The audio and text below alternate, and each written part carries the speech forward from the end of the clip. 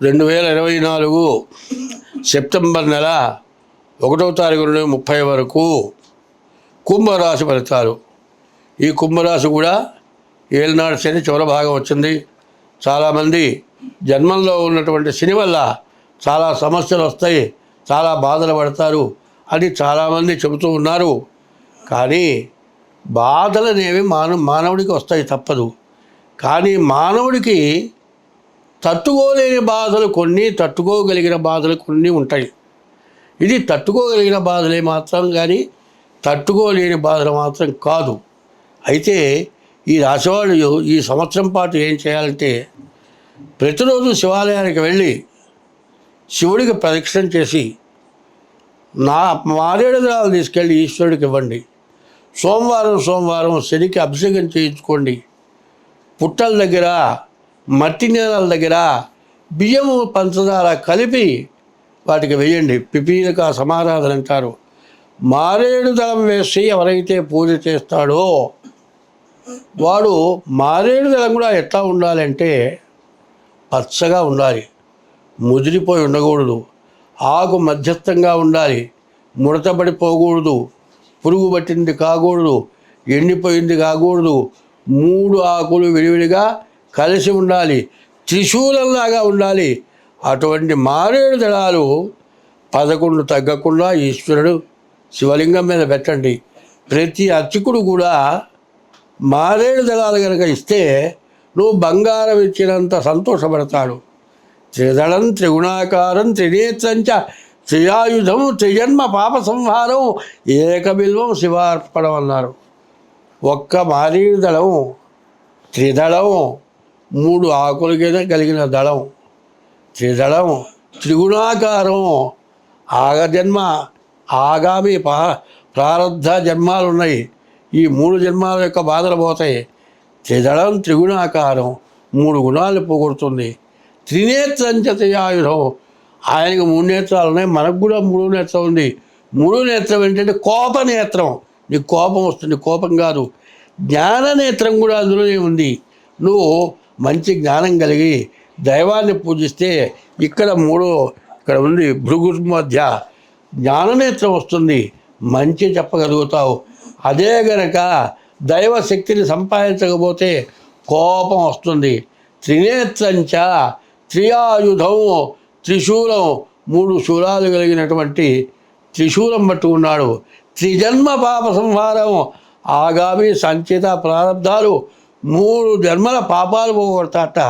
త్రిజన్మ పాప సంహారం, ఏక బిల్వం శివార్పణం. ఒక్క బిల్వం గనక ఆ శివలింగం మీద పెడితే సమస్త పాపాలు పోతాయని చెబుతూ ఉన్నారు. అందులో మానవుడు జన్మ ఎత్తిన తర్వాత జ్ఞానం కలిగి ఉండాలి.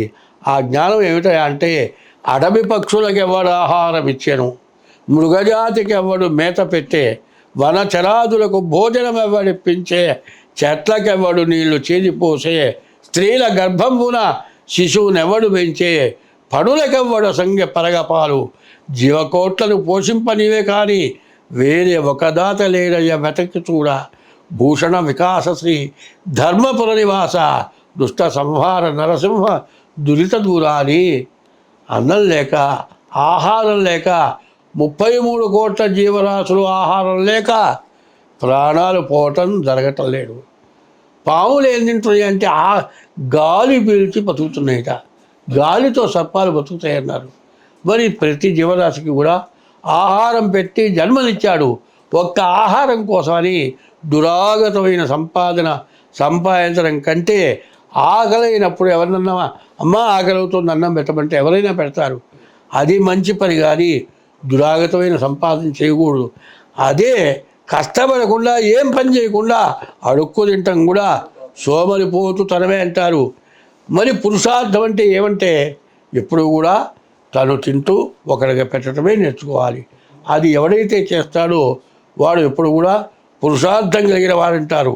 కాబట్టి ఈ కుంభరాశి వాళ్ళకి ఎప్పుడూ ఈశ్వరార్చన ఈ సంవత్సరం మొత్తం చేయండి.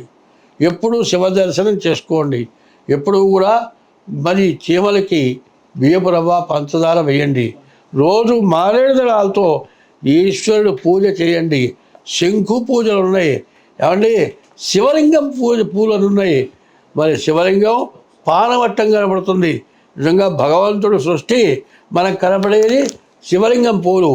ఒకచోట భగవంతుడు అనేవాడు ఉన్నాడా అంటే ఉన్నాడు అని చెప్పా. ఎట్లా ఉన్నాడు అంటే నాలిక బాగా దాపితే పైన ఒక కొండనాలిక ఉంది, కొండనాలిక కింద చిన్న బుడిప ఉంది.